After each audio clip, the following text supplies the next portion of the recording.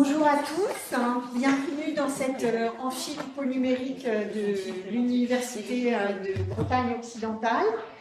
Donc, on va vous présenter, lors de cette conférence, on va vous présenter les études en AES et les études en éco-gestion, qui dépendent toutes les deux de l'UFR de droit AES éco-gestion. Donc cette conférence, elle est organisée par Cap Avenir. Cap Avenir, c'est le service d'information, d'orientation, d'insertion et d'entrepreneuriat de l'université de l'UBO. Et Cap Avenir a pour mission d'abord d'aider les lycéens à découvrir l'université en organisant des conférences telles que celle-ci, mais aussi lorsque vous serez étudiant, Cap Avenir est là pour vous aider tout au long de votre orientation, tout au long de vos études en fait. On est là, on est disponible pour tous les étudiants qui ont des questions sur qui se posent des questions à un moment donné sur leur orientation en première année, en deuxième année, en troisième année, en master. Donc on est là, on est situé dans le bâtiment qui est juste à côté et on est toute une équipe chargée d'aider, de conseiller les étudiants de l'université. Donc je vais laisser la parole à mes collègues, Monsieur Robert et Madame Régnier. Monsieur Robert étant le directeur, l'un des deux directeurs de l'UFR d'AES, Administration économique et sociale, et Madame Régnier, qui est l'une des deux directrices du département. Voilà, j'ai dit UFR, on dit département, du département d'éco-gestion. Donc je vais laisser la parole d'abord à Monsieur Robert. Juste pour votre information, la conférence est filmée et si besoin, vous pourrez la revisionner. Je vous montrerai tout à l'heure où la trouver. Et on a des gens qui sont en visio et qui peuvent participer. Tout à l'heure, vous verrez qu'il y aura un temps d'échange de questions, soit de vous, soit des gens via le chat. Donc vous aurez un temps tout à l'heure pour poser vos questions. Nous avons également avec nous une jeune fille dont j'ai oublié le prénom, je suis confuse. Célia, qui est étudiante en deuxième année d'AES et qui vous apportera son témoignage d'étudiante sur la manière dont elle a vécu la transition lycée-université, pourquoi elle a choisi la licence d'AES, quels sont ses projets, vers quoi est-ce qu'elle sait peut-être déjà, vers quoi ça peut la mener. Donc on verra tout ça avec elle. Voilà, je vous souhaite une bonne conférence. Bonjour à toutes et tous. Donc, nous sommes ici pour vous présenter effectivement donc, deux formations de licence générale. Une licence générale, donc ça se passe en 3 ans et c'est la première étape en fait dans le cursus du supérieur. Donc le propre d'une licence générale, c'est de permettre, et si on en a l'ambition tout de suite, c'est d'ores et déjà un bon choix, en fait, de permettre une poursuite ultérieure en master, par exemple en formation de master, ou encore plus loin, hein, jusqu'au doctorat. Donc effectivement, on peut d'ores et déjà se projeter dans un cursus long, mais pas nécessairement. Hein, il y a toutes sortes de possibilités. Donc surtout, l'idée, c'est de se rassurer ensemble par rapport au choix qui est à opérer. Le choix que vous allez effectuer ne va pas vous emprisonner non plus. Hein, il y a toutes sortes de choses qui font qu'on n'est pas prisonnier en fait, de son choix initial. Parce qu'il y a des insertions professionnelles aussi tout de suite consécutives à la licence. Voilà. On peut poursuivre, on a des taux d'insertion professionnelle après la L3. Savoir que c'est. Et certains étudiants en L2 peuvent se raviser ou se réaiguiller et se dire en fait je vais plutôt clore une formation un peu plus courte et partir en licence professionnelle. On en parlera, on donnera des exemples, mais c'est une possibilité également. Et après, si on veut parvenir à un statut de cadre, ou cadre supérieur, ou chercheur, ou enseignant, enfin, toutes sortes de choses, on peut aussi donc, opérer, poursuivre son cursus et aller très loin. Donc, tout est possible. Les deux licences que nous allons présenter dépendent effectivement donc, de l'UFR, la faculté ou l'UFR droit, économie, gestion AES. On parlera un tout petit peu du droit, du fait de l'existence d'une passerelle. On va parler tout de suite, puisqu'on parlait de l'idée de se rassurer aussi, effectivement on fait un choix initial, on va faire le choix d'une licence générale, soit économie-gestion, soit AES, mais on peut très bien se réorienter par la suite. On peut être accompagné en ce sens. Si on fait AES, on peut aller en éco-gestion S1, S2, S3, donc les 3 semestres. Et on peut aussi aller en droit au S1 et S2. Après, ça n'est plus Alors, possible. S1, ça veut dire premier semestre, Premier en fait. L'année... Et la licence de 3 ans est composée de 6 semestres. Donc, 1, 2 en première année, 2, 3, 4 deuxième année et 5, 6 à la troisième année. Donc effectivement, on parle en semestre et les passerelles entre d'une licence à l'autre donc, sont conditionnées sur certains semestres. Et pour revenir voilà, sur l'UFR, donc l'unité de formation et de recherche dont on parle, droit, économie, gestion, elle comporte 3 départements, comme a dit M. Robert, le département AES, le département éco-gestion et un département en droit. D'où le fait qu'il peut y avoir des facilités de passer vers la licence droit quand on est au sein de cette UFR dans une de ces 3, dans les formations dispensées par un des 3 départements. Oui, et pour ce qui est des 2 licences, éco-gestion ou AES, il y a à la fois des enseignements universitaires, mais également des enseignements de professionnalisation, avec des jeux, des activités qui vont nous mettre aussi un petit peu sur le terrain. Donc tout cela est fait en parallèle. D'accord ? Donc à l'issue de cette formation en 3 ans, ça peut donner pas mal de perspectives, diverses et variées. Là, on avance en général sur l'UBO, donc l'université. Il y a 23 000 étudiants, 1300 enseignants, mais c'est une université qui reste quand même très, je dirais, assez conviviale. Nous n'avons pas des effectifs si importants que cela. Même pour ce qui est des cours magistraux, en fait en amphithéâtre, il faut savoir que l'effectif est tout à fait raisonnable et les échanges sont assez souples entre enseignants et étudiants. Donc, dès lors qu'on a une question à poser, on peut le faire et l'échange se fait de manière très souple. Je sais pas si c'est un point positif. Ça vient peut-être après. Oui, la première année, c'est toujours l'année où l'effectif est le plus important. En droit, on est autour de 400 étudiants. Et en économie-gestion, on est autour de 200. Et en AES 180 avec 20 places là, on y en a aussi, mais effectivement 200. 200. Alors, on va être 200 sur la première année pour les jeux du département. Maximum, voilà, maximum. AES et éco-gestion et un peu plus en droit. Donc, pour donner un ordre de grandeur. Et bien sûr, chaque année, eh bien, effectivement, l'effectif diminue parce que les étudiants concrétisent, spécialisent leur parcours et prennent parfois souvent d'autres voies. Voilà. Et pour ce qui est de la faculté à proprement parler, 2500 étudiants, 80 enseignants, donc déjà, voilà, les perspectives se restreignent. Mais donc vraiment, il y a de bons contacts possibles entre enseignants et étudiants. C'est un point positif. Je vois d'ailleurs à Brest ou à Quimper, puisque l'UBO présente 2 pôles. Pour l'éco-gestion, c'est seulement sur Brest, mais pour l'AES, on a la première année possible à Quimper. Et après, L2 et L3, c'est tout le monde à Brest. Alors, moi, cette petite page-là qui nous parle justement des possibilités. Donc, on part a priori pour une formation en 3 ans, à minima. On peut effectivement donc clore cette formation en 3 ans par une licence professionnelle. Il y a des possibilités, à l'UBO aussi. Il y a fait une compétence de terrain que l'on va ensuite faire valoir dans le monde professionnel. Mais sinon, on peut aller faire un master ou faire un doctorat. Et pour ce qui est de l'économie-gestion de l'AES, on a toutes sortes de perspectives possibles en entreprise.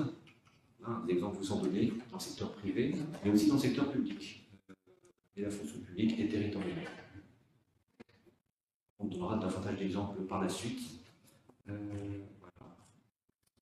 Là, c'est un diagramme qui reprend un petit peu les mêmes informations, soit un cursus en 3 ans, alors 3 ans, soit la licence générale qui est validée, ou une licence professionnelle si, après les L1, L2, tronc commun en fait de licence générale, on fait le choix d'une licence professionnelle pour la 3e année, ou master.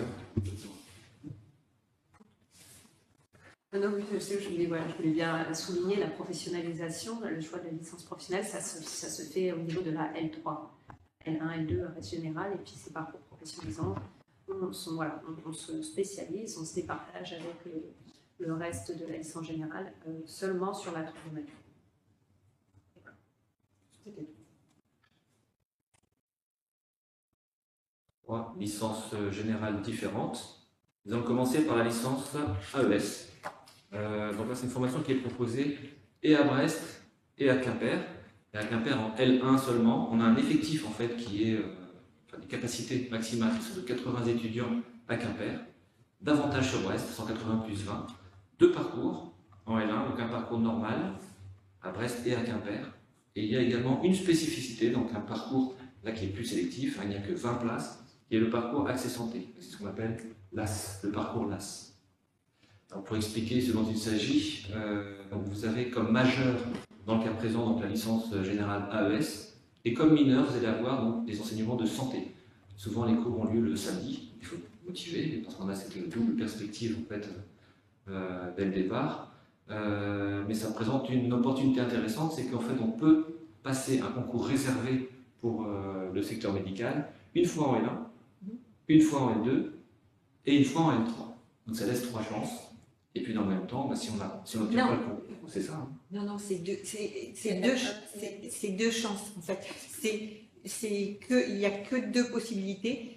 C'est soit en L1 et L2, ou alors en L1 et L3, ou alors en L2 et L3. Sur les 3 années, 2 fois. 2 fois sur ton 2 fois sur les 3 années. Merci. Merci pour la correction. Et si on n'obtient pas le concours, on valide, par contre, la majeure. Donc, ce qui permet de poursuivre dans un cursus qui nous intéresse également. Ça, c'est le parcours LAS. Donc 20 places seulement et uniquement sur Brest. Parce que la question nous a été posée cette année, faire LAS à Quimper, ce n'est pas possible. Il y a des capacités d'accueil, donc c'est 200 sur Brest en tout et pour tout et 80 sur Quimper. Ce qui est de la nature de la licence AES, le point fort, c'est le caractère pluridisciplinaire. Donc on ne va pas s'hyper spécialiser dans un domaine, mais on va s'intéresser, enfin développer toute une palette de compétences. Vous le voyez hein, ici, donc des sciences économiques et sociales, mais aussi du droit, également de la gestion quantitative, finance, comptabilité, et ainsi que de la gestion des organisations, communication, marketing, ressources humaines. Et dans sciences économiques et sociales, on a beaucoup de sociologie aussi, donc avec des questionnaires en fait, de sociologie, des enquêtes de population, donc étudier un petit peu des catégories de population, déterminer leurs besoins, tout cela. Donc, ce sont différentes perspectives qui sont abordées et qui permettent de développer, de porter un regard très large, soit sur le monde de l'entreprise, soit sur le monde de l'administration. Voilà. Et on arrive, ce qui fait qu'en L3, ça reste tout de même une formation de licence générale, mais on va se pré-spécialiser, en tout cas se spécialiser, flécher un petit peu, soit son orientation vers le secteur privé, avec le parcours AGE, Administration et Gestion des entreprises, soit le parcours AGT, Administration et Gestion des territoires.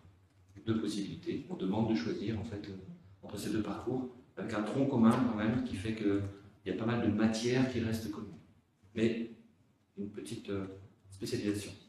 Des stages, donc on parlait de professionnalisation, ça c'est vrai pour l'éco-gestion aussi de toute façon, mais donc on va encourager vivement en fait à explorer un petit peu, parce que souvent en L1 on note que les étudiants ne savent pas ce qu'ils veulent faire, en L2 parfois oui, parfois non, un début d'idée, mais ça c'est normal en fait. Mais le fait de faire des stages, on voit ce qui plaît plus ou moins, on confirme, on infirme, voilà, on se réaiguille, mais c'est toujours intéressant d'effectuer des stages qui peuvent être pris en compte aussi, ils sont facultatifs en L2, mais dès lors qu'on fait le choix d'un stage, une unité d'enseignement en fait à choix, ça devient obligatoire et ça peut être très formateur.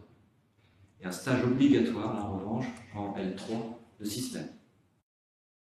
Et on essaie de mettre en adéquation le stage que l'on va obtenir avec la poursuite d'études envisagées, souvent en master. Donc, tout cela se réfléchit avec également donc, des enseignements qui sont des jeux d'entreprise, jeux de territoire, jeux de création d'entreprise. Célia pourra vous en parler d'ailleurs bien mieux que nous, mais ce qui permet de réfléchir un petit peu à toutes les perspectives possibles. Et au fur et à mesure, en fait, on va explorer certaines pistes. Ça, tout cela en parallèle des enseignements universitaires. Et là, étant angliciste moi-même, donc je vois qu'on a la possibilité d'une mobilité internationale, donc on peut mettre l'accent là-dessus. Il y a des possibilités du fait d'échanges avec des partenaires Erasmus, mais aussi au Québec. Donc il y a des places qui sont prévues et fléchées pour les étudiants d'éco-gestion et d'AES et de droit, et de manière même dissociée, ce qui fait qu'il y a beaucoup d'opportunités. Donc si on souhaite effectuer une partie de ces études à l'étranger, c'est possible. Soit pour un semestre, soit pour une année, et on ne perd pas son temps, puisqu'en fait, on peut, il y a pas mal de sigles, mais on peut valider les crédits ECTS correspondants. Il en faut 30 par semestre, 60 par année, 180 pour le diplôme de licence. Et donc, si on peut faire un choix de matière dans l'université partenaire, et on peut valider les crédits ECTS correspondants. C'est toujours bien. Au niveau de la mobilité, de la culture et de l'aspect linguistique, ça peut apporter pas mal de choses. Et surtout, donc, on a toujours l'idée de ne pas s'inquiéter. Il ne faut surtout pas s'inquiéter pour ce qui est de la licence AES. On n'a pas de prérequis à proprement parler, en tout cas, si ce n'est la motivation, le fait de se convaincre que la formation, elle est porteuse. Donc c'est quelque chose qui va nous permettre, va nous offrir pas mal de possibilités. Mais pour ce qui est si on ressentait quelques fragilités en français ou en mathématiques, un soutien est proposé en L1. Donc on peut consolider un petit peu les acquis et partir de zéro manière. On a aussi une matière qui s'appelle la MTU, méthodologie du travail universitaire. Donc on apprend à apprendre à l'université, donc on prend tout en douceur. Je sais qu'en droit, on a d'abord l'introduction au raisonnement juridique, l'introduction au droit, en économie, on a l'introduction à l'économie. Voilà, tout est pris très en douceur, donc on n'a pas de lacunes de prime abord. Et donc, par contre, après, on va effectivement avancer aller un peu plus loin dans les choses et développer des compétences dans chacun de ces compartiments. Et on arrive à la licence économie gestion et je vais laisser Mme Régnier plus en parler. Donc je prends la suite sur la licence économie-gestion. Cette licence, donc, on y a accès via le portail économie et management, en choisissant la mention économie-gestion. Donc elle est proposée, les 3 ans sont proposés uniquement à Brest. Alors, il y a 3 parcours au sein de cette licence. Alors juste pour revenir sur le fonctionnement des licences, on parlait tout à l'heure de l'organisation des études. L'organisation de la licence, elle se fait sur 6 semestres. Chaque semestre donc comporte des unités d'enseignement, des disciplines, des matières. Et chaque semestre vaut 30 crédits ECTS. Alors si vous n'êtes pas familiarisé avec les crédits ECTS, comme le disait M. Robert, une année de licence c'est 60 crédits, un semestre c'est 30. Et en fait c'est un étalon qui permet de valider des équivalences avec des licences étrangères. C'est un étalon européen qui sert justement à identifier qu'est-ce qui est équivalent d'une formation à l'autre à travers les universités européennes. Et donc, quand vous faites un échange, donc là je fais un pas de côté par rapport à la diapo, mais quand vous faites un échange, c'est exclusivement sur la 3e année que se font les échanges, et vous allez faire un échange d'un semestre ou de 2. Pour valider cet échange, pour valider l'équivalence avec les étudiants qui vont rester à Brest pour faire leur N3, il faut que vous alliez dans la formation d'accueil étrangère récupérer 60 ECTS, 60 crédits ECTS. Et donc, toutes les licences européennes vont avoir effectivement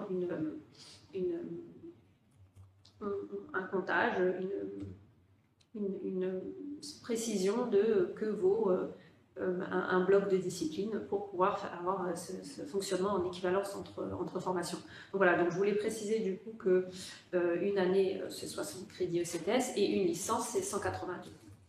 Donc la licence, elle est organisée en 6 semestres et puis en 3 parcours. On a 3 parcours en économie-gestion. Le parcours management, donc c'est un parcours général qui est non sélectif, mais qui va quand même demander certains prérequis. C'est vrai que en licence économie-gestion, on va quand même avoir besoin d'un petit bagage en mathématiques, par exemple. Et oui, en mathématiques, on demande un prérequis, parce qu'il y a quand même pas mal d'acquisitions de techniques quantitatives dans la licence économie-gestion. Bien sûr, c'est non sélectif, mais en fait, ce qui se passe, c'est que le parcours management donc, on va avoir la possibilité d'avoir un parcours WICI. C'est-à-dire que sur Parcoursup, quand vous êtes sur le portail Parcoursup et que vous inscrivez, vous sélectionnez cette mention de la licence économie-gestion pour vous y inscrire, eh bien, les étudiants, ils sont admis. Mais néanmoins, quand effectivement les résultats paraissent potentiellement trop faible, il va y avoir, alors c'est pas du tout excluant, mais il va y avoir la possibilité d'intégrer le parcours management en parcours WICI. C'est la spécificité de la licence économie-gestion, c'est la seule qui propose cette alternative. Alors qu'est-ce qui se passe en WICI? En fait, en WICI, vous voyez offrir des cours de remise à niveau en français, maths et anglais. Voilà comment. Donc le parcours management est non sélectif, mais du fait des prérequis qu'il nécessite, il va y avoir cette alternative. On est admis soit en parcours management général, soit en parcours management WICI. Et donc là, c'est juste que il y a un contrat d'études avec l'UFR qui vous amène à souscrire à des matières, les 3 disciplines de remise à niveau, maths, français et anglais, qui est généralement tout à fait bénéfique pour les étudiants qui le suivent. Et des fois, parfois, on se dit que tous pourraient en bénéficier, mais que c'est jamais perdu. Et donc voilà, ça c'est la spécificité du parcours management, c'est cette alternative, cette voie d'admission alternative qu'est le WICI. Ensuite, on a un parcours international, donc là c'est un parcours sélectif, avec une capacité d'accueil de 30 néo-bacheliers. Donc je vais y revenir sur le parcours international, mais c'est un parcours effectivement qui bénéficie, enfin, qui est plus spécialisé en anglais et qui va aussi voilà, être orienté vers des matières aussi spécifiques qui sont tournées vers les grands enjeux internationaux et qui va aussi être tourné vers la mobilité, et ainsi de suite. Je vais revenir sur le parcours international. Celui-là est plus sélectif, donc sélectif sur la base notamment des compétences linguistiques. Et puis ensuite, on a, comme en AES, le parcours LAS. Donc c'est le parcours donc avec une capacité d'accueil de 20 néo-bacheliers. C'est pareil, c'est un parcours où on suit la licence générale économie-gestion, mais on a une mineure santé à valider. Donc on suit auprès de la faculté de médecine. Et donc on joue entre guillemets sur les 2 tableaux, comme ça a été expliqué. On a 2 opportunités pour passer un concours d'accès à une formation en médecine au cours de la licence. Donc c'est exigeant parce qu'effectivement on est sur 2 fronts, il y a quand même du coup un volume d'enseignement plus important que si on suit le parcours management. Et voilà, c'est s'ouvrir des opportunités supplémentaires en faisant ce choix. Voilà oui, pour ça continue cette année d'un concours réservé. Et je sais qu'il y avait une étudiante qui était majeure de promotion en L2 à AES et elle avait obtenu en fait une place en pharmacie. Donc, cette pharmacie, donc elle avait basculé, mais ça peut fonctionner, ça marche. Tout à fait, on voit des étudiants changer intégrer un parcours de santé. Qu'est-ce que je voulais rajouter? Donc voilà, donc ça c'est. Oui, peut-être rebondir sur ce que tu parlais des unités d'enseignement. Oui, bien sûr. Effectivement, et donc on a avec des crédits ECTS, donc des crédits correspondants pour arriver à 30 par semestre, pour se rassurer aussi, des fois on peut se dire c'est un petit peu technique, c'est un peu complexe, mais des UE, donc des unités d'enseignement, le plus souvent c'est une matière, mais des fois ça peut être 2 ou 3, et elles se compensent entre elles. Donc on a aussi le droit à l'erreur, d'avoir un résultat insuffisant dans une matière ou dans une UE, on peut la compenser par d'autres. Et plus que cela, en fait, les 2 semestres aussi sur une même année peuvent se compenser. Donc on a un système d'intercompensation qui fait qu'on a tout de même le droit à l'erreur. On travaille régulièrement, de manière constante, un petit peu dans toutes les matières, mais voilà, il y a un système de compensation. Oui, c'est assez souple, donc je pense que c'est clair, mais oui, quand on parle de compensation, c'est effectivement si vous avez, pour valider une matière, il faut avoir 10, pour valider un semestre, il faut avoir 10 de moyenne. Si dans un bloc, dans une unité d'enseignement où il y a plusieurs matières, voilà, vous avez 8 puis 12, et en fait, vous validez quand même le bloc, l'unité d'enseignement, par compensation de la moyenne des 2 matières combinées, qui font du coup 12, 10, et du coup, on valide le bloc, et c'est pareil entre les semestres. Un semestre à 8, un autre à 12, on valide quand même l'année. Donc voilà, il y a ce jeu de compensation. Bon, l'idéal étant quand même voilà, de valider à 10 et plus toutes les matières, mais voilà, c'est pour expliquer effectivement le fonctionnement, l'articulation des semestres et des UE entre elles. Je crois que j'en ai fini avec cette diapositive. J'ai l'impression que je vais rajouter quelque chose, mais ça me reviendra peut-être. Donc après, la licence économie-gestion, on la qualifierait plutôt de bidisciplinaire, contrairement à la licence AES, c'est-à-dire que les matières fondamentales, ça va être l'économie et la gestion, à travers les disciplines fondamentales qui sont présentées dans les 4 blocs sur lesquels je vais revenir. Et en parallèle de ces disciplines de base, essentielles, élémentaires, que sont l'économie et la gestion dans la licence. Il y a effectivement des mathématiques, des statistiques appliquées, de la langue, de l'informatique, de la méthodologie, donc toutes ces disciplines indispensables pour la poursuite d'études et l'insertion en milieu professionnel. Et donc on va avoir 4 blocs de compétences et blocs disciplinaires fondamentaux que sont l'analyse économique, les techniques quantitatives, la gestion quantitative et la gestion des organisations. Alors pour vous illustrer un petit peu ces blocs qui relèvent à la fois de la discipline économique et gestion, par exemple dans l'analyse économique, vous allez avoir par exemple économie publique, vous allez avoir dans la discipline économie industrielle, vous allez avoir économie budgétaire et fiscale, économie de l'environnement. Donc là, je parcours des disciplines qu'il y a en L2 comme L3. Donc voilà, c'est des disciplines d'analyse économique, économie de l'information. Et puis ensuite, pour ce qui est des techniques quantitatives, il y a forcément des statistiques, des mathématiques, de l'introduction, on introduit aussi l'économétrie en statistique qui sont des techniques d'analyse quantitative. On va aussi avoir de la gestion quantitative, donc tout ça, ça va être la comptabilité, ça va être l'analyse financière, vous allez retrouver ça dans la gestion quantitative, et puis tout ce qui est gestion des organisations, ça va être davantage tourné vers la gestion des ressources humaines, mais aussi la communication. On va retrouver, je vous donne un aperçu, mais ce n'est pas exhaustive, voilà, on va retrouver différentes disciplines qui sont orientées vers le marketing, bien sûr, vers la gestion et l'organisation des organisations. Voilà, pour un échantillon, mais il faudrait regarder plus exhaustivement la maquette de la formation, c'est pour que vous mettiez des disciplines derrière ces blocs. Qui est disponible sur le site de l'UBO et de Cap Avenir sans doute aussi. Alors, pas de Cap Avenir, mais de l'UBO. Oui, de l'UBO et de l'UFR. Je vous montrerai tout à l'heure en complément des petits outils que vous pouvez trouver sur le site de Cap Avenir. Mais c'est vrai que tout ce qui est gestion quantitative ou qualitative, ça ouvre pas mal de choses. Pas mal de débouchés. Également. Après, il y a des masters spécialisés en marketing, communication, audit, comptabilité, toutes sortes de choses qui sont possibles. Ressources humaines, donc tout cela est abordé. Oui, tout à fait. On pourra, je crois, plus tard, il y a une diapositive sur les masters d'ailleurs qui sont proposés ici à l'UBO, qui pourront illustrer un petit peu les types de débouchés de master d'économie ou de gestion que vous pouvez trouver suite à la licence. Je voulais préciser aussi, du coup, comme l'anglais est la langue est une langue centrale de travail en économie, il y a une importance particulière qui est apportée à la maîtrise de l'anglais, d'un anglais professionnel, et du coup est autour de 4 compétences que sont l'expression, la compréhension, l'oral, l'écrit. Et donc on retrouve à chaque semestre un enseignement obligatoire en anglais. Bon, et du coup, ça c'est pour le parcours management général, pas que pour le parcours international, c'est pour toute la licence d'économie-gestion. Et il y a aussi un enseignement en informatique, comme je le disais plus tôt, chaque année. Chaque année comporte au moins un enseignement en informatique. Et il y a des possibilités de certification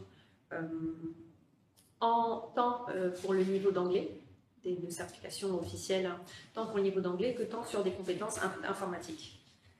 Par ailleurs, peut-être que je suis en train d'en... Oui, pour ce qui est de la certification, le CLES, c'est vrai que c'est un point pertinent. On peut valider soit niveau B1, soit niveau B2. C'est gratuit, c'est une fois dans son cursus de licence, c'est l'UBO qui prend en charge. Et c'est reconnu partout sur le territoire, donc pour toutes les formations de master, c'est vraiment reconnu, donc ça ouvre des perspectives à l'international. Quand vous parlez du territoire, c'est au niveau européen? Non, c'est plutôt français. Ouais, France. Plutôt. Après, il y a quand même des universités partenaires, mais c'est moins international que des TOEIC ou le TOEFL. Mais le TOEIC et le TOEFL ont une durée de validité que de 2 ans, alors que le CLES, lui, a une durée de validité, enfin, n'en a pas, donc en fait, il est toujours valable, et c'est une véritable certification. Donc ça reflète quand même un réel niveau de compétence, et souvent au niveau B2, que ce soit en école d'ingénieur, en école de commerce, ou pour des masters, le plus souvent, c'est le niveau B2 qui est demandé, voire exigé. Donc si on peut le valider avec le CLES, dès la licence, c'est vraiment très bien. Et pour ce qui est de la professionnalisation, une chose à noter aussi, on a parlé des stages en fait facultatifs en L2, obligatoires en L3, nos étudiants dans les 2 départements en fait, sont accompagnés par des bénévoles aussi de l'association Agir, et qui en fait aident les étudiants du point de vue de la rédaction des CV, des lettres de motivation, et qui organisent aussi des oraux de recrutement, donc des auditions sur d'anciens recruteurs professionnels. Donc ça, c'est toujours très utile et efficace. Parce que c'est vrai que le dit, plus concrètement, 50 ou 60% au départ des documents proposés iraient à la corbeille. Donc c'est vrai que c'est aussi un travail, c'est une pratique qui est mise en œuvre et on devient de plus en plus efficace. Et le fait de passer un oral, c'est un excellent entraînement. Donc les étudiants sont accompagnés de ce point de vue. Oui, merci. Et oui, donc je continue sur cette diapositive. Logique de spécialisation progressive, oui, ce que je n'ai pas dit plus tôt, c'est qu'en fait, voilà, on a dès la 2e année la possibilité d'individualiser son parcours, c'est-à-dire que, et d'autant plus encore la 3e année, chaque année, la 2e, la 3e, il y a en fait un ensemble de matières optionnelles, donc on choisit pour construire un petit peu sa spécialisation, donc on peut avoir une coloration au fil de sa licence plus gestion, plus économie, ou bien garder un équilibre entre les matières, les deux disciplines parapluie de la formation, pour, selon en fait les centres d'intérêt et le projet de poursuite d'études qu'on a. Donc voilà, il y a une modulation qui se fait par l'étudiant au gré de la formation. Comme c'est écrit ici, voilà, choix d'option, un tiers à partir de la L2, afin de se spécialiser tout en acquérant des compétences dans les 2 disciplines. Ensuite, il va y avoir, comme ça a été dit en AES également, il va y avoir un nombre de modules qui ont vocation à orienter et professionnaliser, introduire cette problématique de la professionnalisation de l'étudiant, et qui du coup vont viser à ce que l'étudiant ait l'opportunité de découvrir et d'analyser différents métiers ou domaines d'intérêt qui lui tiennent à cœur. Donc c'est des modules, comme il a été... Donc il y a les stages, bien sûr, donc il y a un stage facultatif de 2 semaines en L2 pour l'étudiant qui a déjà à cœur d'avoir une expérience de terrain.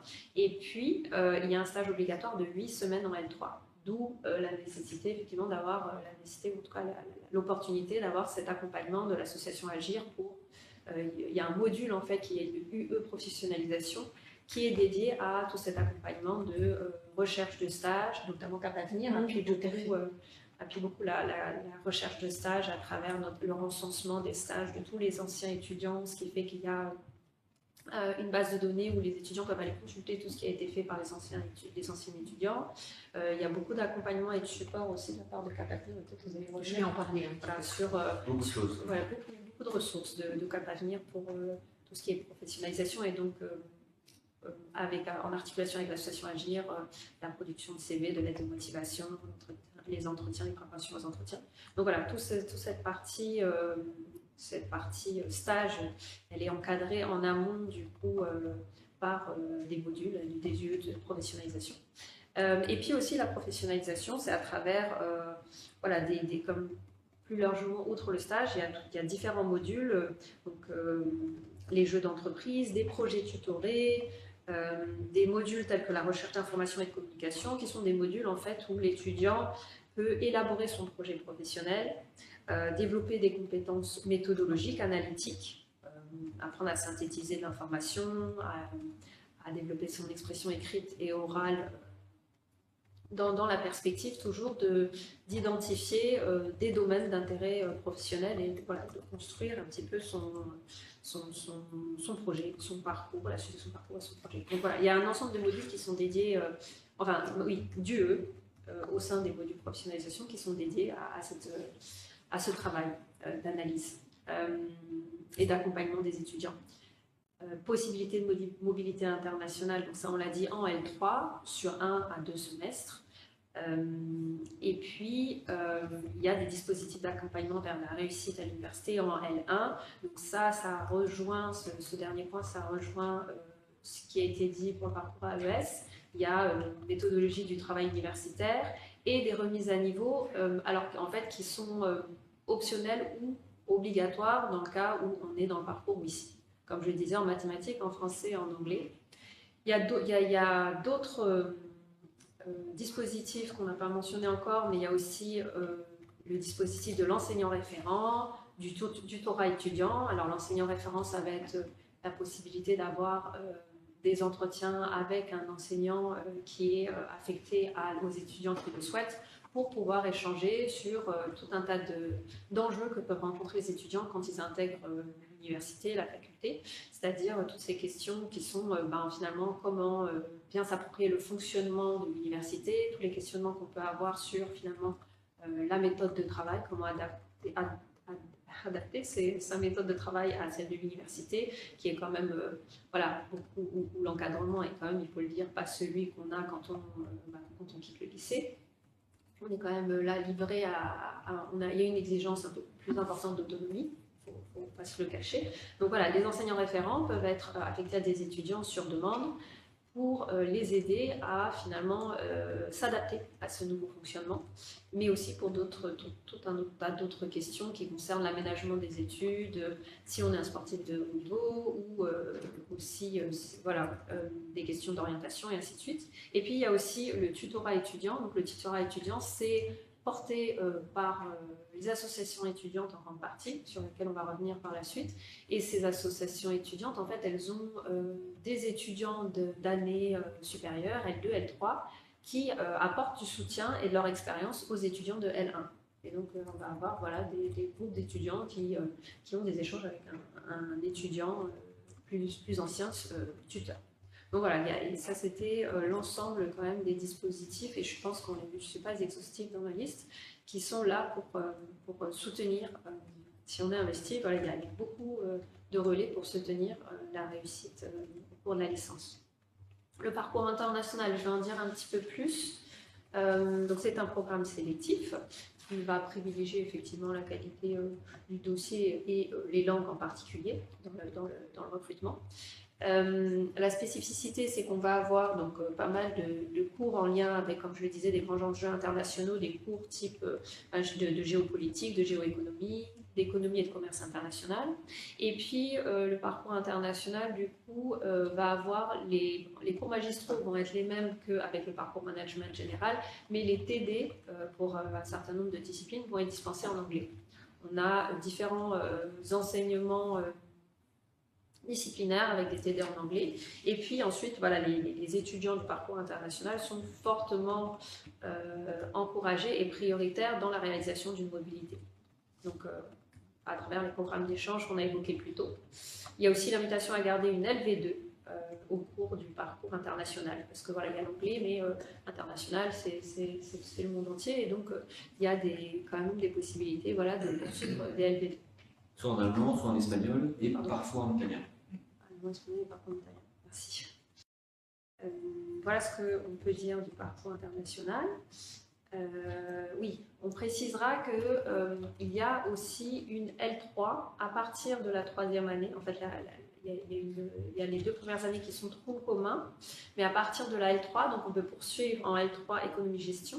Et sinon, il y a une L3 exclusivement gestion et management qui est proposée à l'IAE. Donc, Institut administratif et économique.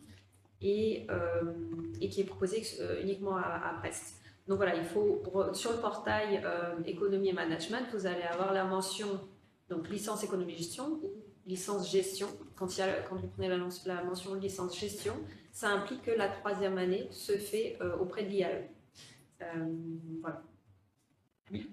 Donc pour des étudiants qui en fait auraient déjà une idée assez précise en fait d'un domaine dans la gestion, à proprement parler, au sens strict.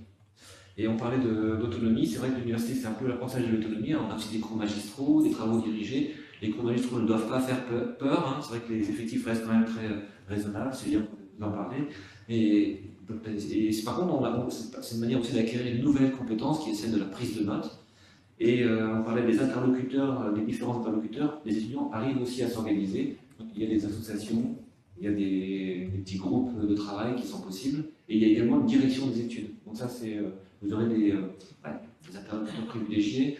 Donc Rémi parlait du régime spécifique étudiant, par exemple, quand on est sportif de haut niveau, ou pour des raisons, si on a une activité en parallèle, ou une situation personnelle. De handicap. Là, c'est en diversité aussi qui peut accompagner. Donc on a chaque fois d'interlocuteurs y compris donc pour l'orientation, pour la définition du projet, c'est toujours en lien avec la motivation, là c'est 4 à venir. Oui. Donc on est le CRUS aussi. Oui.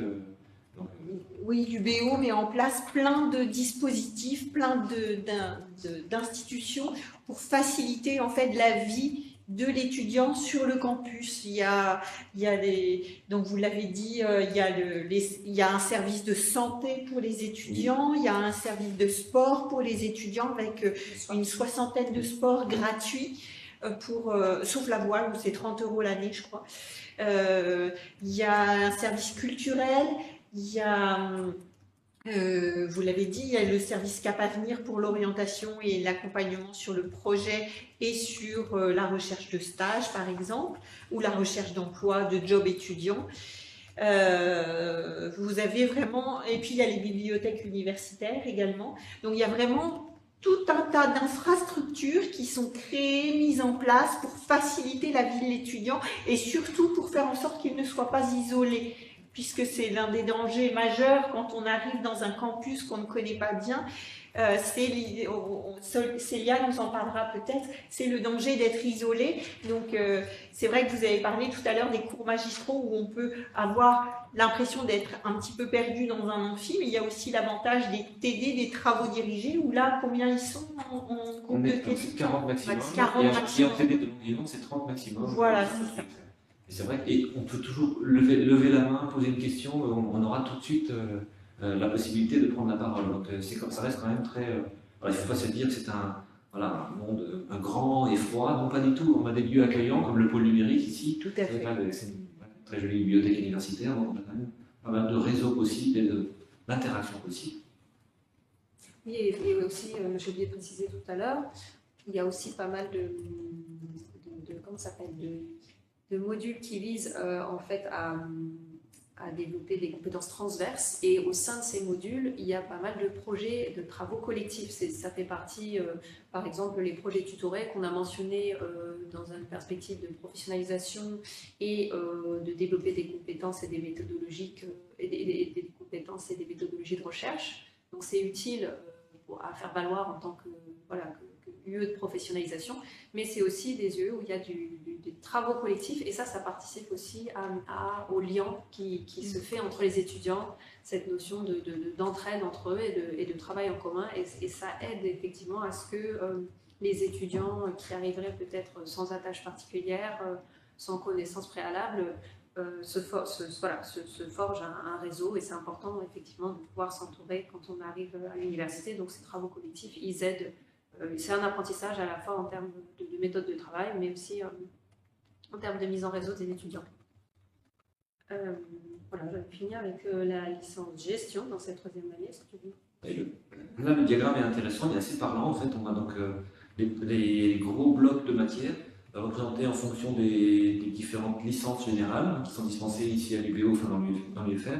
Vous avez donc la licence, alors la L3 en fait, gestion de l'IAE. On voit qu'on a beaucoup plus de gestion effectivement, donc qualitative, quantitative, beaucoup de gestion, mais beaucoup moins d'économie et très peu de droit. Là, c'est vraiment, on va d'ores et déjà avoir une idée très précise de gestion, ou qualitative ou quantitative, on sait à peu près où on va. L'économie-gestion, là, tout ce qui est finance, comptabilité, économie, voilà, c'est ça, c'est là, effectivement, là. En orange, on voit qu'on a 2 points de grande spécialisation. Et l'AES, ça reste très pluridisciplinaire, effectivement, c'est pas mal de compétences qui sont, de champs qui sont abordés, mais sans hyper spécialisation. Mais on note que des possibilités, ça offre aussi des perspectives. Je sais qu'il y a des étudiants qui ont commencé en AES, en L1, en L2. Je viens d'une étudiante qui souhaitait absolument faire, qui s'est découvert en fait une passion pour le droit, elle est partie en droit. Maintenant, elle est en école d'avocat, après avoir validé un master. Un étudiant qui a fait une licence AES cette année est en master en droit public approfondi, donc DPA. Donc, ça offre toutes sortes de perspectives. Et bien sûr, en gestion, en économie, tout ça reste possible.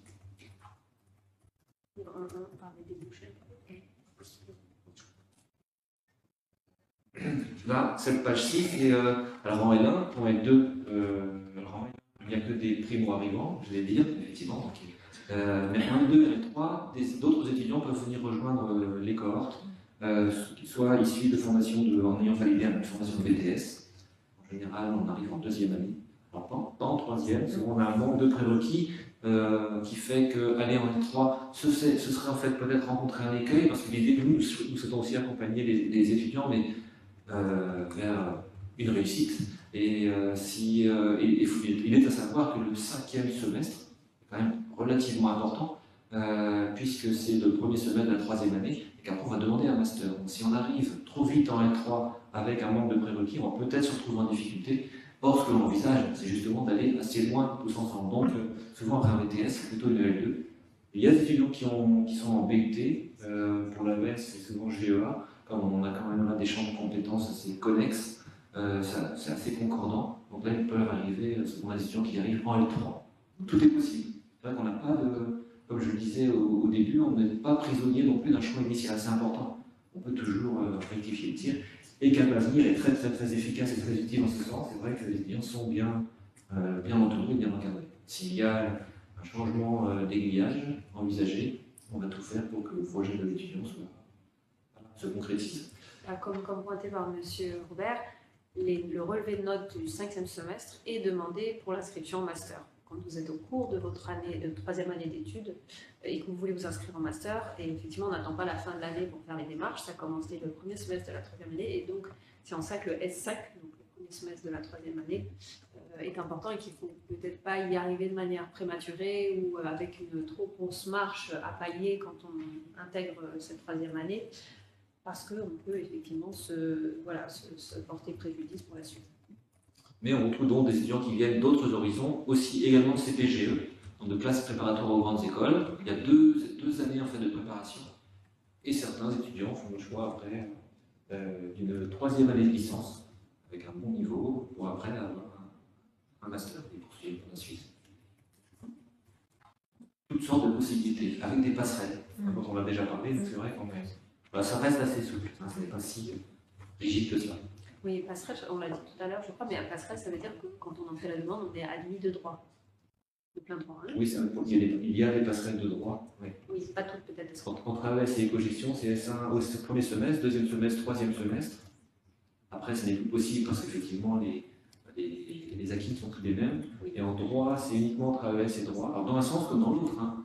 Le droit AES. Voilà, c'est ça. Et si on fait la demande, si on a validé un semestre, on a le droit d'aller au 2e semestre dans l'autre licence. Sans procédure de sélection particulière. C'est de droit au sens où c'est automatique, on a validé le semestre en S1 et on peut basculer sur demande dans le S2 de AES ou d'éco-gestion. Et si on a validé la L1, on peut aller en L2 dans une autre licence. Voilà. Et si on est motivé, passionné, ça se passe très bien. Donc voilà, il y a toutes sortes de possibilités. Donc c'est rassurant parce que ça permet, je pense, de voir que souvent on s'imagine en sortant du lycée, on va choisir une filière et puis c'est cette filière et pas autre chose. Or, à travers ce que vous nous montrez, on voit bien que les parcours, on peut ne pas savoir tout à fait ce qu'on a envie de faire et on peut peut-être louvoyer entre plusieurs licences pour petit à petit affiner son projet professionnel. On n'est pas, peut-être vous nous le direz Célia tout à l'heure, on n'est pas obligé d'arriver en licence en sachant ce qu'on veut faire comme métier. Alors, vous allez peut-être nous parler des débouchés justement tout à l'heure.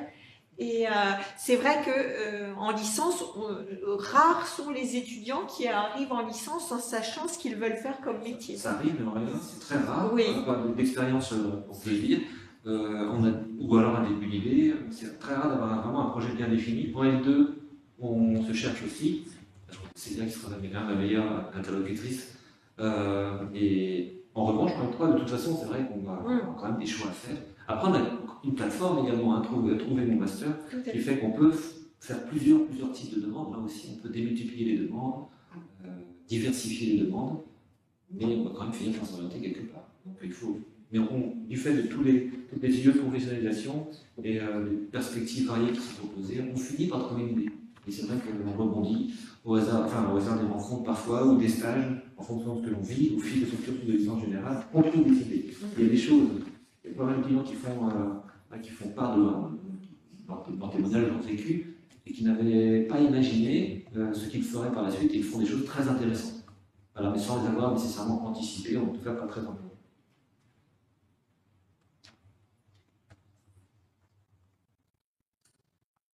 Les poursuites d'études possibles. Peut-être aller, ouais. Donc des licences professionnelles, ce sont des exemples. Hein. On a le notariat, on a les faux du droit, Métier de immobilier. assurance banque. Et là, je vois licence professionnelle assurance banque finance à l'IAE. Il y a un master au sein du UFR, BFA. MBFA, qui dépend du département d'éco-gestion, monnaie, banque, finance, assurance.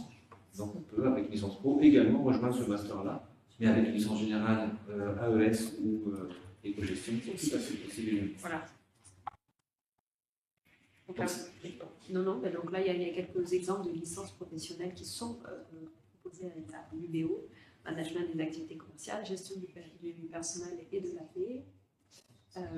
Moi, je sais, j'ai un étudiant là cette année, je viens d'en parler avec lui. Il vient de. Je pense qu'il peut peut-être raccourcir son. Il a une idée très précise. Maintenant, il veut travailler effectivement dans l'immobilier. Donc, c'est une licence professionnelle, immobilier, qui va l'intéresser. Donc, voilà, tout est possible. On peut voir loin, puis on peut voir plus court, mais avec de réelles compétences de terrain qu'on va faire valoir plus rapidement dans le monde professionnel. Tout est possible. Donc, licence professionnelle. Et on a également des masters, passer une formation en 5 ans. C'est vrai que si on veut être. Après, si on a une bonne place, un statut de cadre supérieur, les perspectives que cela offre sont intéressantes. Donc, on peut faire ce choix-là d'un cursus en 5 ans, au moins. Enfin, 5 ans, c'est le master. Là, vous avez des possibilités. Donc, direction des structures médico-sociales et services à la personne pour diriger des établissements de santé. Qui a un très bon taux de recrutement, ce master. Donc, avec des responsables, des supérieurs de la gestion de structures médico-sociales. Et pour l'AES, c'est un bon exemple parce qu'effectivement, de quoi a-t-on besoin? On n'est pas médecin quand on dirige un établissement de santé, mais on va avoir besoin de compétences juridiques, mais aussi de ressources humaines, de gestion au sens large, qualitative, mais également quantitative.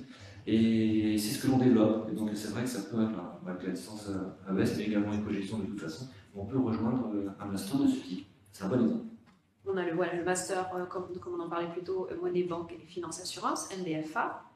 Et on a un master qui s'appelle E2AME, donc qui est dispensé au Technopole, donc à l'Institut universitaire européen de la mer.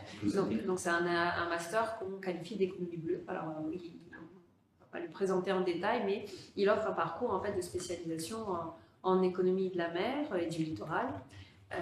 Et aussi, il y a une possibilité lors de la deuxième année de partir sur un parcours IBECO. En fait, c'est un master qui est cohabilité par l'Université de Bretagne occidentale et par le campus de Rennes, Agrocampus Rennes-Angers. Et donc, on peut aussi, si on a une sensibilité à l'économie agricole, partir sur une spécialisation plutôt à terre en économie agricole lors de la deuxième année en basculant sur le campus de Rennes. Donc voilà, c'est un master qui offre beaucoup de possibilités et un vaste ensemble de domaines d'expertise avec effectivement des possibilités de devenir chargé d'études, consultant, analyste dans un ensemble de problématiques qui touchent à l'économie bleue et du coup à l'économie agricole. Et il y a un master GTDL. Oui. Gestion des territoires et développement local. Voilà, qui va être porté sur la fonction territoriale. Pour développer une agglomération, une région, un département. Et c'est assez en lien avec le parcours AGT, Administration et Gestion des territoires de la licence AES, ça pourrait correspondre. Ce sont des choses qui peuvent paraître intéressantes. Gestion de la production, logistique et achat, c'est un master qui est dispensé entre Morlaix et Saint-Paul-de-Léon, en partenariat avec l'ISFEL, et c'est très intéressant. Donc, c'est un très très fort taux d'insertion aussi dans le monde professionnel, donc là, avec les réseaux de grande distribution, dans l'agroalimentaire également, donc ça offre beaucoup de perspectives. Et puis ensuite, il y a le master de l'IAE, comptabilité, contrôle, audit, finance. Et gestion des ressources humaines. Voilà. La licence générale, voilà. Toutes sortes de possibilités. Ouais, oui, et puis bien sûr, comme disait M. Rupert, vous avez la plateforme Trouver mon master qui là, vous offre des perspectives encore plus larges si vous ne trouveriez pas votre compte avec cette offre-là. Mais voilà, c'est pour souligner ce qu'on a localement déjà. Et voilà, les étudiants de nos licences respectives voilà, trouvent des bonnes débouchés à partir de ces masters. Oui. La vie étudiante, ça on en a un petit peu parlé. Donc bibliothèque universitaire, les Cap Avenir, le Crous, beaucoup de services et beaucoup de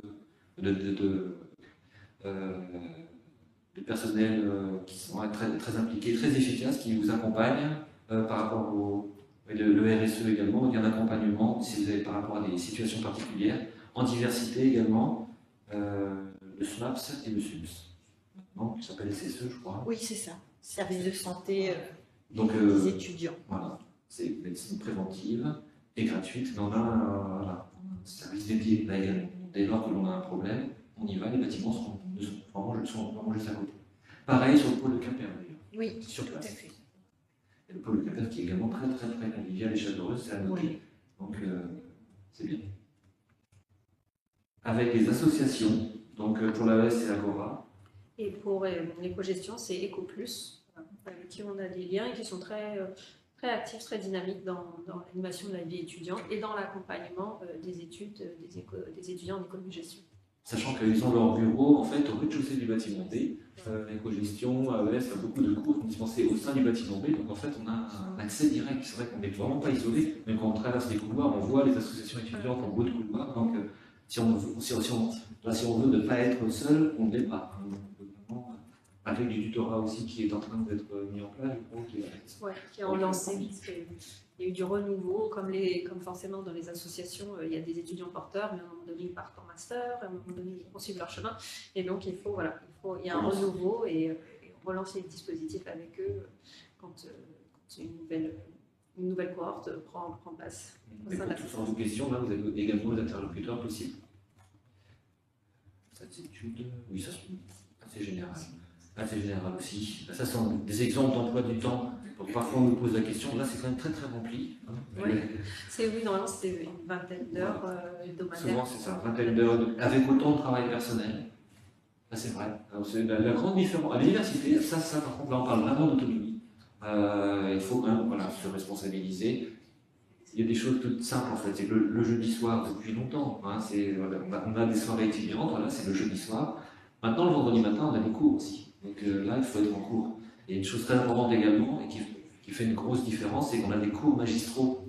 On va au cours magistral. Dans le cadre de ce cours magistral, il va y avoir pas mal de notions qui vont être introduites et qui après vont être mises en application dans le cadre des TD. Si on a manqué les cours magistrales, c'est venir dessus le TD. Et oui, juste pour préciser, là, ça a l'air d'être plus qu'une vingtaine d'heures, d'être très rempli, mais en fait, comme il y a plusieurs groupes de TD, un cours magistral, ça va être en L1 200 étudiants qui sont aussi dispatchés en moyenne 4 groupes de TD avec une trentaine d'étudiants par groupe de TD. Donc en fait, ce que vous voyez là, c'est plus qu'une vingtaine d'heures parce qu'il y a les 4 groupes de TD qui sont placés, les 4 séances de TD. Et donc en fait, ça ne concerne pas un étudiant, mais pas les 4 groupes. Voilà, c'est pour ça que ça a l'air d'être plus que 20 heures. C'est ça. Ça varie, c'est bien, ça varie toutes les semaines. Ouais, le cours il varie beaucoup d'une semaine à l'autre. Par exemple, en début de semestre, je sais que c'est pas trop chargé parce que souvent les TD ils commencent plus tard. Donc au début, on va avoir 10-15 heures dans la semaine. Après, on va avoir tous les TD, donc pendant 2-3 semaines, on va être beaucoup plus chargé. Et après, ça va être une redescente, on va en avoir de moins en moins et après, on va arriver au partiel. Donc vraiment, c'est assez rapide, mais c'est vrai que c'est jamais pareil d'une semaine à l'autre. Ça change beaucoup, quoi. Ouais. Alors, vous avez employé, pardon, Non, c'est bon. vous avez employé un terme là qu'il est peut-être nécessaire d'expliquer. Vous avez parlé de partiel. Oui. On peut peut-être expliquer ce que c'est, ce que sont les partiels. Donc on a en fait il y a différents types d'évaluation. Donc on a du contrôle continu. Donc là, c'est pour toutes les matières qui sont évaluées en contrôle continu. En fait, on a deux devoirs à minima et sur table. Mais par contre, on a aussi des matières qui sont évaluées en contrôle terminal, en CT. Contrôle terminal, oui. En CT. Et ce qui veut dire que sur une période donnée, c'est ce qu'on appelle les partiels, la période des partiels, à la fin de chaque semestre, on va avoir un certain nombre d'examens. Mais on fait en sorte, dans le cadre de l'élaboration des calendriers, on fait au mieux, et jamais parfait, mais de laisser quand même tout de même une plage de révision. Ce qui veut dire que juste avant les partiels, a priori, on a quand même, je crois que c'est vérifié, voilà, une semaine de révision. Mais avant cela, on peut avoir des semaines assez denses. Parfois, il y a des cours. Ça veut dire que si, allez, je vais faire un petit peu de provocation, ça veut dire que si on a une semaine de révision qui est prévue, on n'a pas besoin de réviser ses cours avant, d'apprendre avant? C'est bien, avancez-vous. Non, donc surtout, je crois que la régularité, c'est vraiment un mot-clé. Donc, non, on va se retrouver en difficulté si on laisse tous les cours de côté. Alors même le fait d'être présent, c'est-à-dire en matière d'apprentissage, on a quand même 3 phases essentielles. On a l'introduction des notions, donc là elle passe devant nous, hein, c'est quand on est en cours. Mais après on a l'assimilation, là il y a quand même un effort de mémorisation qui est nécessaire. Et après on a une 3e phase, c'est la réactivation ou le rebrassage. Et donc là il faut pratiquer.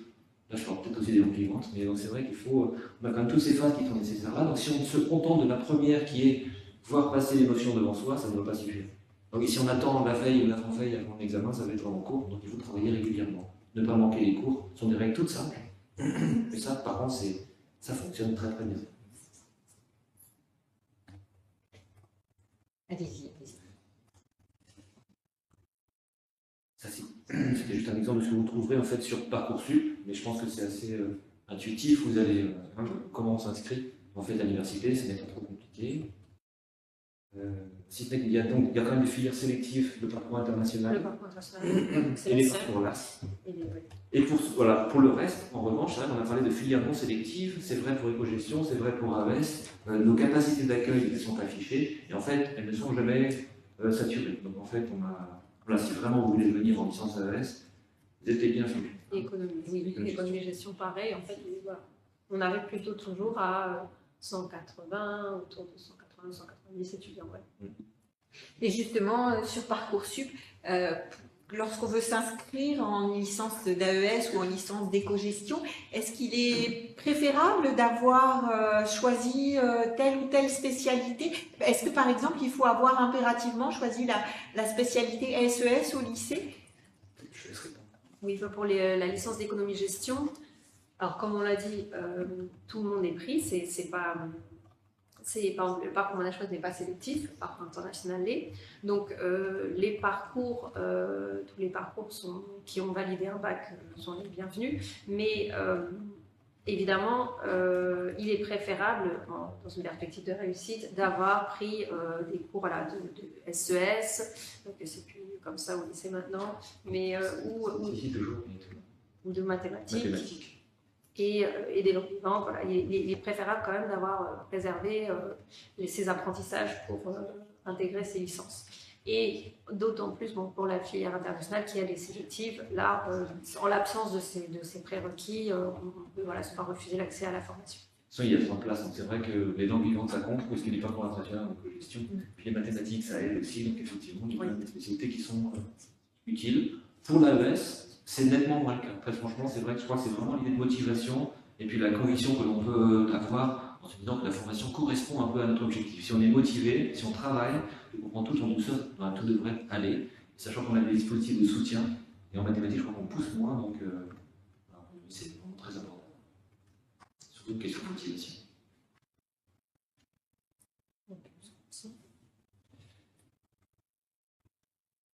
On va quand même laisser la place aux questions.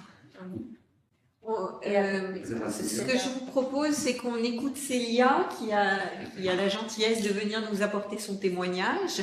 Célia, j'aimerais vous demander dans un premier temps, qu'est-ce qui fait que vous avez choisi une licence d'AES? Qu'est-ce qui vous attirait dans cette licence? Alors déjà, au début de la terminale, j'avoue, je connaissais pas du tout la licence AES. J'avais entendu parler du BUT GEA et j'étais en STMG. Donc j'avais aussi la possibilité derrière d'aller en DCG, donc vraiment axé sur la comptabilité. Mais j'ai fait un stage pendant l'année et je me suis rendu compte que oui, ça m'intéressait, mais que j'avais pas envie de me bloquer dans un domaine où j'étais pas sûre de vouloir continuer derrière. Et du coup, étant en STMG, notre professeure principale, elle nous a incité à mettre du coup une licence non sélective. Et elle nous a dit, bah, à Brest, il y a la licence AES. Et du coup, là, j'ai appris qu'il y avait cette licence qui est vachement dans la continuité de la STMG. Donc voilà, et c'est aussi la pluridisciplinarité, enfin vraiment qu'il y ait du droit, de l'économie, de la sociologie, tout ça, ça fait que ça rend tout intéressant et comme ça on prend des informations un peu partout et ça c'est vraiment pas mal par rapport à d'autres formations qui seraient plutôt précises sur un seul domaine. Et ça vous a paru difficile d'entrer en matière en arrivant en AES ou comment vous avez abordé la chose? Ça s'est bien passé? Du coup, par rapport à la STMG, je trouve que c'est vraiment dans la continuité. Donc, par exemple, si vous avez pris SES, des choses comme ça, c'est vachement dans la continuité. Et en première année, enfin même là je suis en deuxième année, on revoit beaucoup de bases. Par exemple, en comptabilité, en première année, on a revu toutes les bases. On a revu tous les documents comptables et tout ça. Enfin, on revoit vraiment tout. C'est pareil en management, en marketing. Je pense que c'est pareil en éco-gestion aussi. On revoit vraiment tout, même en droit. Je sais qu'il y en a qui n'ont jamais fait de droit. Et vraiment, on reprend tout et tout le monde arrive à suivre s'il y met un minimum de motivation. Et Célia, on entend souvent des lycéens qui se disent « Moi, je suis motivée par les études, mais j'ai peur de ne pas arriver à trouver une bonne méthode de travail pour suivre à la fac. » Comment vous avez fait, vous? Est-ce que vous avez trouvé difficile de trouver votre méthode de travail? Comment vous avez fait? Je sais même pas Est-ce si que on ça peut change dire, beaucoup déjà par rapport au lycée? ouais. Déjà, je sais pas si on peut dire que j'ai une vraie méthode de travail. Déjà, j'essaye de venir au CM la plupart du temps. Bon, personne ne va à tous les CM. Enfin, on va pas non plus vous mentir. Hein, c'est pas grave si vous en manquez. Il faut juste essayer de rattraper derrière. Non, mais c'est vrai. Par contre, au TD, là, faut y aller parce que si vous allez ni au CM ni au TD, là, ça va être compliqué. Mais c'est au TD que vous voyez vraiment les applications, vous revoyez les notions et tout ça. Donc, le mieux, c'est d'aller à tout. Et si on ne peut pas aller à tout et qu'on préfère des fois sauter un CM pour travailler le cours chez soi parce qu'on comprend mieux ou quoi, c'est possible. Il ne faut pas se mettre la pression là-dessus. Par contre, derrière, il faut essayer vraiment d'être là pour travailler.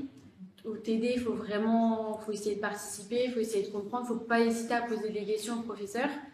Et il faut travailler chez soi. Faut pas travailler 10 heures par jour, c'est pas ça, mais il faut essayer de travailler régulièrement. Et chez soi ou en groupe, seul ou, Ça dépend de chacun. Donc, moi, je sais que j'ai plus de mal à travailler avec des gens. Donc, en L1, des fois, on se rejoignait pour travailler à la BU ou quoi. Si vous y arrivez, ça peut être pas mal déjà d'avoir plusieurs explications et tout ça. Moi, je sais que j'ai plus de mal, mais des fois, avant les partiels, on se rejoint quand même pour faire le point ou pour les travaux de groupe aussi. Mais c'est possible pour ceux qui le souhaitent. Oui, c'est ça. C'est vraiment suivant ce que vous préférez et tout ça. Est-ce que vous travaillez beaucoup à la bibliothèque universitaire? Est-ce que c'est... Cette année, j'y vais pas trop.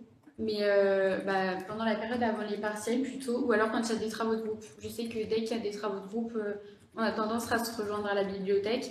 Et ce qui est bien à la BU qui est juste à côté, c'est qu'on peut aussi réserver des salles, entre guillemets, et du coup, on peut être un peu plus au calme, même si toute la BU est calme, mais si on a des travaux de groupe, on peut se mettre dans une salle à 5 ou 6 ou 2 ou 3, enfin, tout dépend combien on est, et travailler sans embêter tout le monde. Il y a aussi beaucoup de livres et tout ça qui peuvent être utiles pour les révisions, donc non, franchement, c'est vraiment pas mal. En plus des cours, des cours magistraux ou des travaux dirigés, vous estimez à combien de temps de travail personnel, votre temps de travail sur la semaine à peu près? Moi, je sais que j'apprends déjà beaucoup rien qu'en écoutant en cours. Donc, c'est pour ça que j'essaye de venir à tous les cours. Mais entre 1 heure et 2 heures par jour. Pas forcément tous les jours. Si un soir, je termine à 20 heures, parce que c'est possible. Si un soir, je termine à 20 heures, je ne vais pas me remettre 2 heures de travail derrière. Mais il y a des jours où je vais finir à 13 heures. Bah oui, là, je vais peut-être travailler un peu plus. Enfin, c'est vraiment, à la fac, on est vraiment autonome. C'est à nous de gérer comme on l'entend. Moi, je sais que j'apprends aussi en écrivant. Donc, je vais passer plus de temps à écrire. Alors qu'il y en a d'autres, ça peut être d'autres manières. Et du coup, ils ne vont pas forcément mettre le même temps à apprendre ou quoi. Mais après, il faut essayer de réviser régulièrement. C'est pour ça que c'est bien qu'on ait des contrôles aussi en contrôle continu. Comme ça nous force à réviser avant d'arriver à la période de partiel et on a déjà acquis certaines définitions, plein de choses où on n'est pas dans le rush pendant la semaine de révision à se dire j'ai toutes les matières à réviser. Parce que là, ce serait un peu compliqué. C'est vrai qu'il y a toutes sortes de mémoires auditives, kinesthésiques quand on écrit. Alors, 1 ou 2 heures par jour, ça fait à peu près 14 heures par semaine. On se rapproche des 20 heures dont on parlait tout à l'heure, c'est pas mal. Après, c'est pareil, ça dépend de tout le monde. Il y en a, Il y en a qui travaillent 5 heures par jour et il y en a qui travaillent 10 minutes par jour. Enfin, vraiment, ça dépend de chacun. Et après, bon, si on travaille que 10 minutes par jour, il ne faut pas s'étonner derrière que les notes ne suivent pas ou quoi. C'est aussi de l'autonomie, c'est là que ça rentre en jeu. Il faut savoir un minimum se connaître pour savoir comment réviser, comment travailler et tout ça. Mais ça, franchement, ça s'apprend. Et c'est pour ça que c'est bien que les semestres, à chaque fois, ils débutent assez lentement. Comme ça, quand, par exemple, pendant la première semaine ou les 2 premières semaines, vous allez avoir que des CM, des cours magistraux, donc en amphi comme on est là, bah, vous allez pouvoir reprendre chez vous, relire les choses et tout ça avant d'aller en TD. Et au moins, vous n'êtes pas totalement perdu et tout ça. C'est ce qui est établi lors de l'établissement des calendriers, c'est qu'effectivement d'abord des cours magistraux pour introduire des notions et après dans un second temps seulement. Pardon. Non, et en fait, oui, je voulais rebondir. C'est vrai que l'enjeu, c'est, comme vous dites, chacun trouve son rythme en se connaissant, mais effectivement, la première année, faut pas se laisser prendre de cours, mais voilà, mais pas non plus se mettre une surpression, mais c'est vrai qu'il faut arriver à identifier quel est son rythme de croisière, quel est son besoin à soi et quelle est la meilleure manière qu'on a effectivement d'intégrer les connaissances qui sont présentées. Okay. Non, je vous en prie. Et un point essentiel qu'on note en fait, de notre point de vue, c'est que souvent c'est la motivation en fait. On sent des fois un petit peu de flou, un petit peu de vague dans le projet personnel, et là ça peut nuire à la concentration, à la motivation. Mais on reste en fait toujours présent quand on réfléchit à son projet.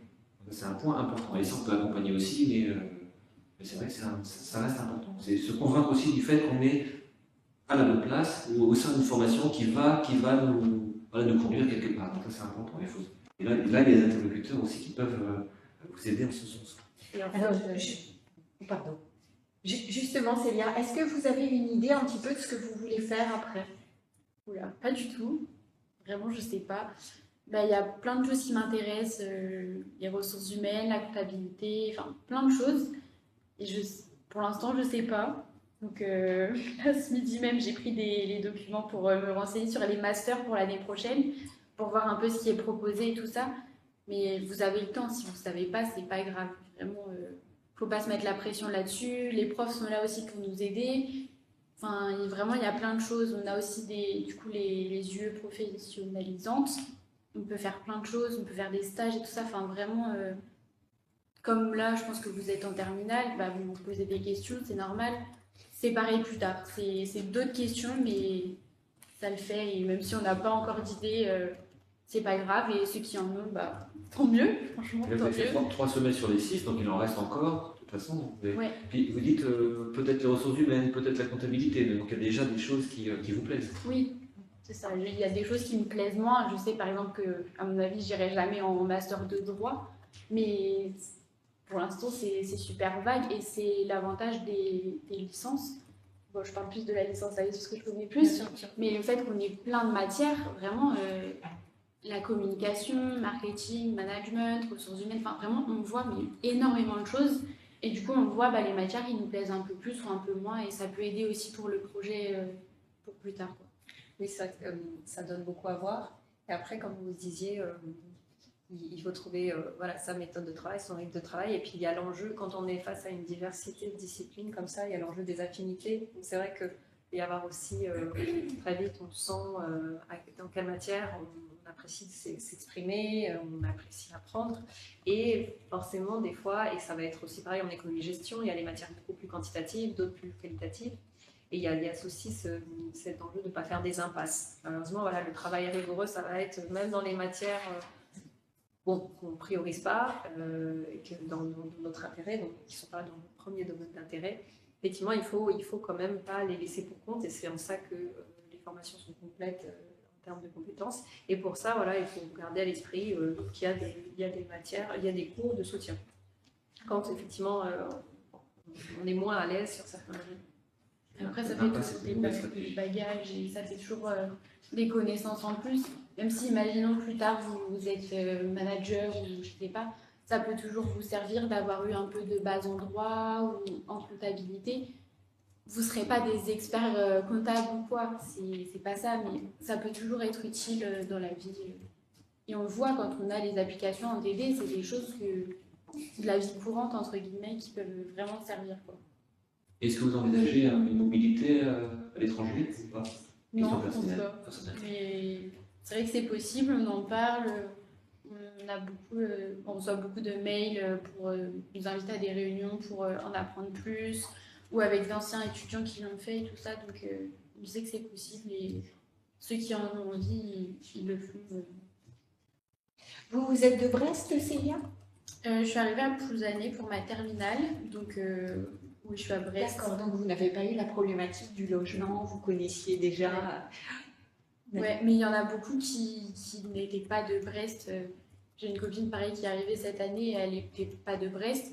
Et franchement, ça se passe très bien. Elle s'est fait des copines. Enfin, il y a aussi le SUAPS, donc c'est le sport. Donc là, il y a énormément de sports qui sont disponibles aussi, qui peuvent permettre de faire des rencontres. Et pour pas se retrouver tout seul dans son appartement, dans une ville qu'on ne connaît pas. Enfin, il y a vraiment énormément de choses qui sont mises en place pour que ça aille. Les associations étudiantes aussi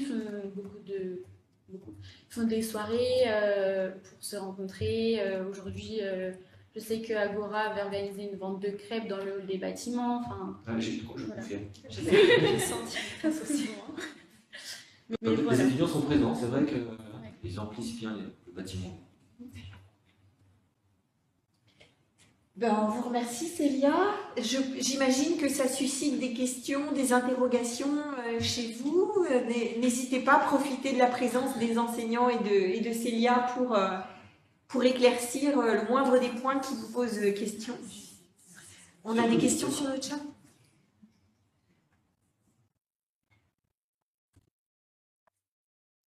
Oui, là. Je voulais savoir par rapport au cours de parcours international, c'est à partir de la 3e année ou c'est possible aussi Non, il commence, c'est un parcours C'est qui court sur les 3 années de licence, dès la première année.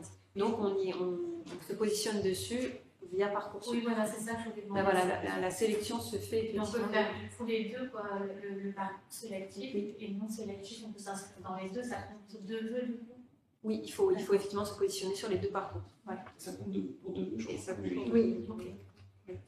Effectivement, oui. Oui, pour s'assurer finalement quelque chose d'être revenu à la fin sur un parcours. Donc oui, c'est dès la première année le parcours international.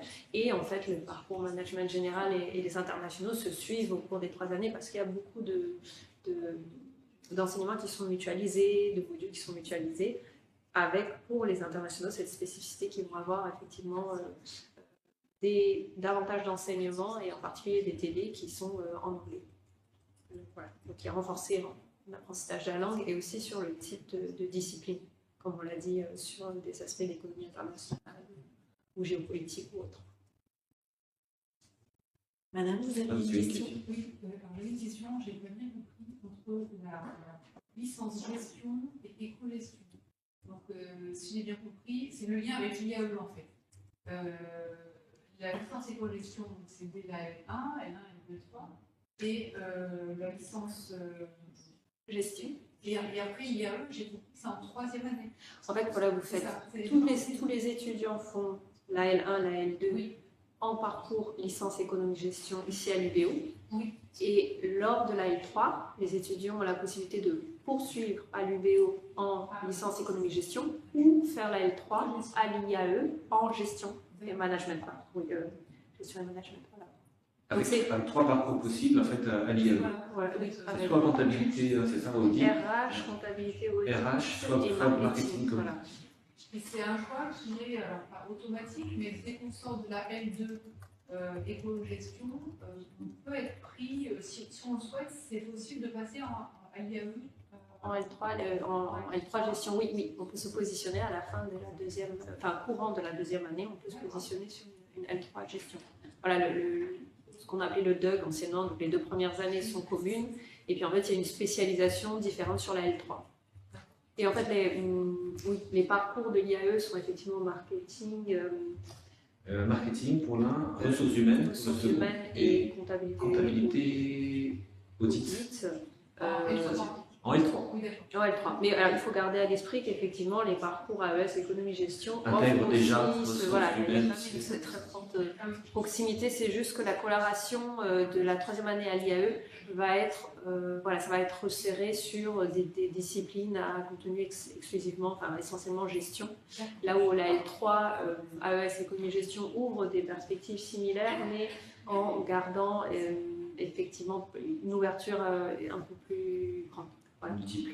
Si on avait été très précis définissant dans le domaine de la gestion, à ce moment-là, on peut s'orienter vers un des 3 parcours, en L3 IAE, mais c'est quand même très spécialisé. Oui, c'est ça. Alors que mes ressources humaines, marketing, Et communication, tout ce qui est et les méthodes de comptabilité, on retrouve ça. quantitatives en gestion, de l'analyse financière ou de la comptabilité. Ça reste présent en AES sur la Voilà. gestion. Mais plus poussé pour ce qui est de la comptabilité ou de la pour les- finance en fait en éco-gestion. Par exemple, puisqu'après il y a par exemple le master banque finance assurance qui vient derrière ces licences-là.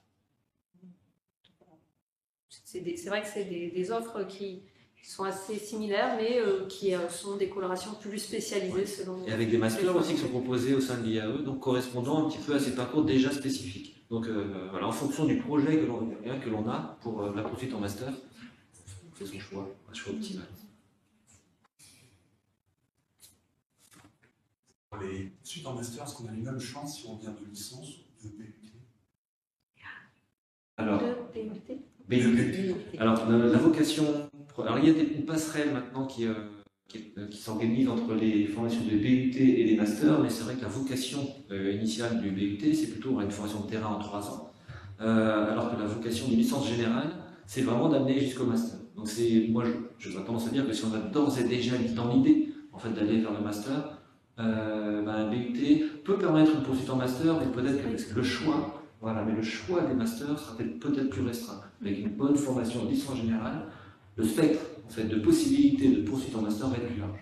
Donc si on a d'ores et déjà dans l'idée de faire une formation en 5 ans, j'aurais tendance à dire que c'est la licence générale en fait, qui s'y prête davantage. Ceci d'autant plus que le BUT étant un diplôme très récent, on n'a pas de recul encore pour voir quel est le pourcentage de BUT qui ont intégré des masters par rapport au pourcentage de gens issus de licence. On n'a vraiment pas de recul, on a une demi-année de recul et ce sont des paramètres pour lesquels nous, issus de l'orientation, on attend beaucoup dans les années à venir. Mais nous, les échos qu'on a pu avoir, c'est effectivement ce que confirme Monsieur Robert, c'est-à-dire que issu d'un BUT, l'objectif c'est plus d'aller vers l'emploi et moins d'aller vers un parcours master, a priori. Alors à l'origine, c'est vrai que c'est une formation en fait pour devenir technicien supérieur. Maintenant, ça évolue aussi, les choses évoluent. Donc, on a parlé des collègues de BUT. La chose est possible avec un bon dossier avec un bon BUT, on peut obtenir une passerelle vers une formation de master.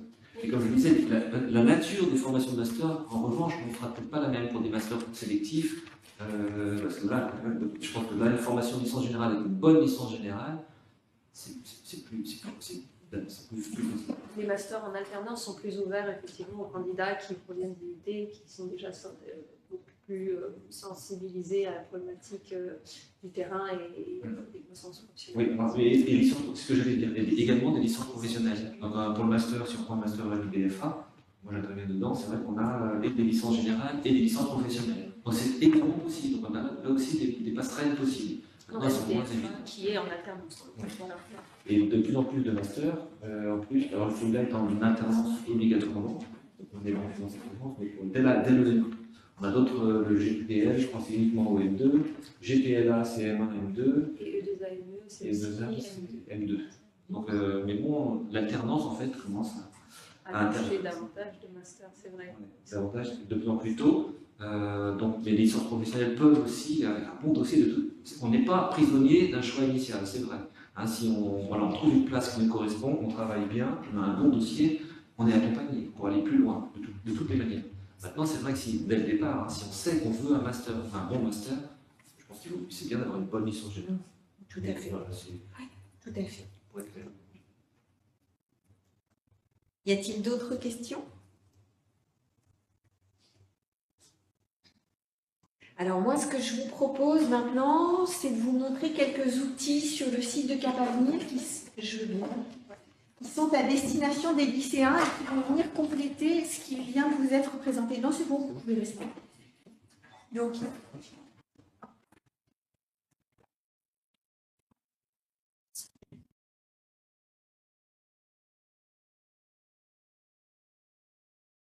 Donc en fait, je vous l'ai dit, Cap Avenir, c'est le service d'information. C'est comme un CIO, mais pour l'université. Et donc Cap Avenir, nous avons un site, donc le site de Cap Avenir. Vous tapez Cap Avenir UBO Brest et vous tombez sur le site de Cap Avenir. Et sur ce site de Cap Avenir, vous avez une rubrique lycéens. Et dans cette rubrique, il y a plein de choses à destination des lycéens et de leurs parents.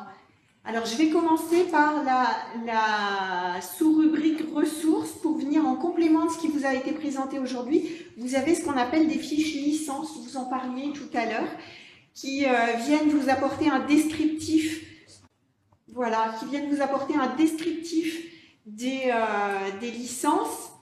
Et il y a notamment un outil, alors qui en général plaît beaucoup aux parents. Je vais vous montrer, je vais prendre par exemple pour le parcours économie et management. Vous avez différentes rubriques, dont une rubrique débouchée, sur laquelle vous trouvez une carte mentale avec les métiers vers lesquels mène cette licence. Alors, je parle sous le contrôle de mes collègues, mais du coup, ça peut...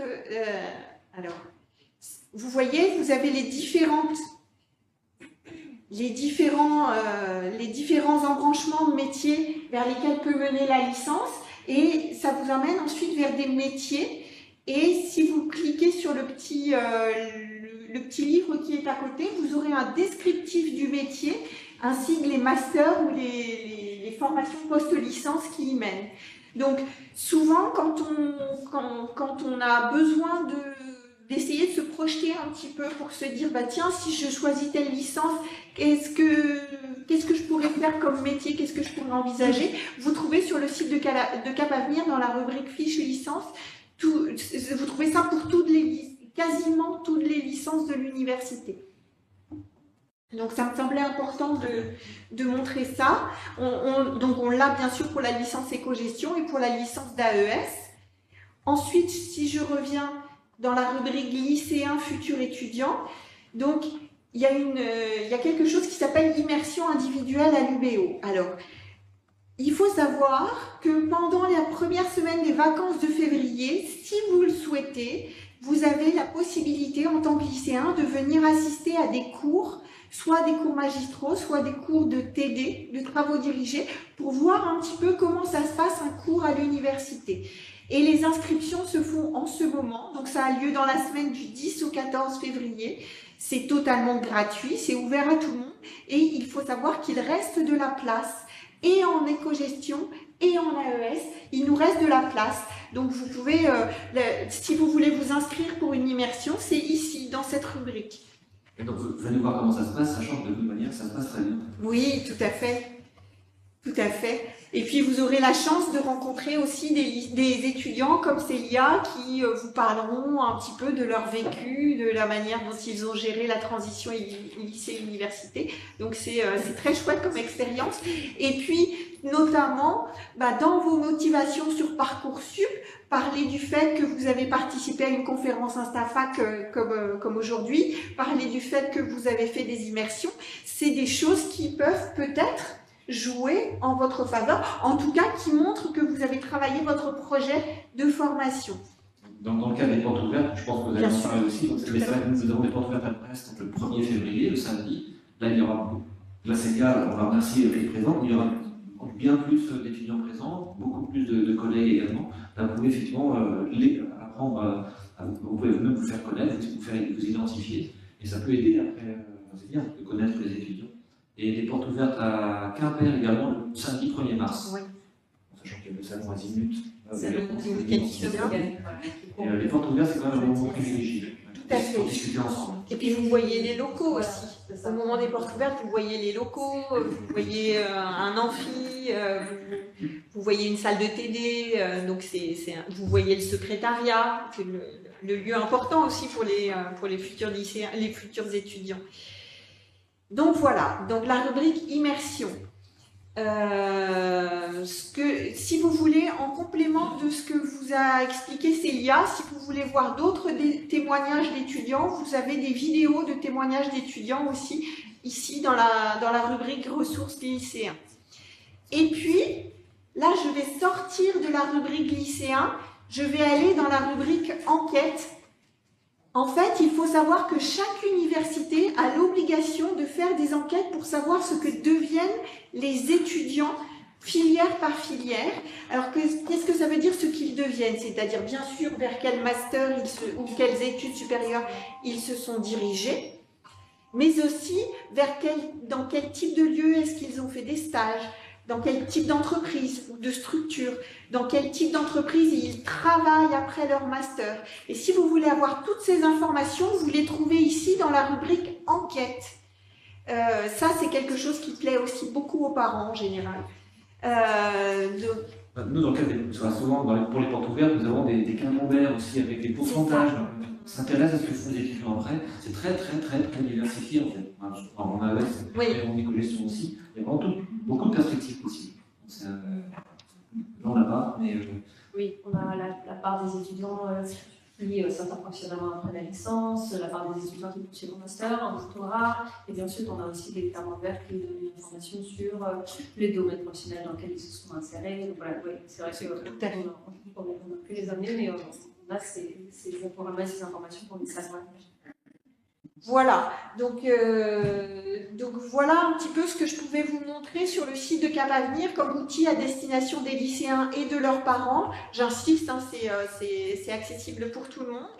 Et puis, j'insiste aussi sur le fait que tout au long de votre parcours étudiant, si vous avez besoin d'un quelconque conseil, que ce soit pour la recherche de stage, que ce soit pour faire un CV, pour préparer un entretien de demande de stage, il ne faut pas hésiter à venir vers Cap Avenir pour demander de l'aide en fait. On est là pour ça.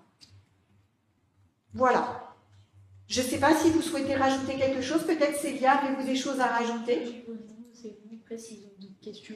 Oui, on a une question. Pour les universités, c'est possible de s'inscrire dans la licence qu'on veut? Oui. Ou AES ou Éco-gestion. Droit AES, éco-gestion. Voilà. Un des 3 départements, c'est ça, de la faculté droit, économie, gestion. Et il reste de la place sur les 3. Vous disiez première semaine de février. Ouais, première semaine des vacances de Des vacances, février. oui. Mais La semaine du voilà, 10 février. où les étudiants ne sont pas en vacances, parce que Voilà. les étudiants à l'université sont en vacances que la 2e semaine des vacances de février. C'est ça. La semaine du 10 février. Il n'y a rien. Oui, sur une demi-journée ou une journée, c'est ça? Une journée. En fait, ça dépend, c'est variable. C'est-à-dire que quand vous vous inscrivez aux immersions, c'est moi qui m'en occupe. Donc, je réceptionne vos candidatures. Et puis, à la fin de la semaine prochaine, je vais envoyer toutes les candidatures pour les immersions à Madame Briand, qui se mettra en relation avec vous pour voir sur quel type de cours est-ce que vous voulez venir. Est-ce que c'est une journée ou une demi-journée? Et qui fera en gros votre planning avec vous. Donc, c'est vraiment, c'est presque dû à la carte. Avec un aperçu. Pardon, et nous, en tant qu'enseignants, ensuite, on reçoit une sollicitation. Moi, j'ai reçu une sollicitation pour, effectivement, sur la semaine du 1er février, une quinzaine d'étudiants qui vont assister à mon cours magistral d'histoire de la pensée économique, par exemple. Donc, ça, voilà, le circuit. Un aperçu des cours, et dans un même temps, on peut avoir l'éclairage d'étudiants, donc avec des retours directs. C'est toujours intéressant. Voilà. Avez-vous d'autres questions? Eh bien, écoutez, je vous remercie de votre participation. J'espère que cette conférence vous aura permis de faire votre choix en pleine conscience et puis d'y voir plus clair sur votre choix d'orientation. Et je vous remercie. Et puis, je vous souhaite une bonne continuation.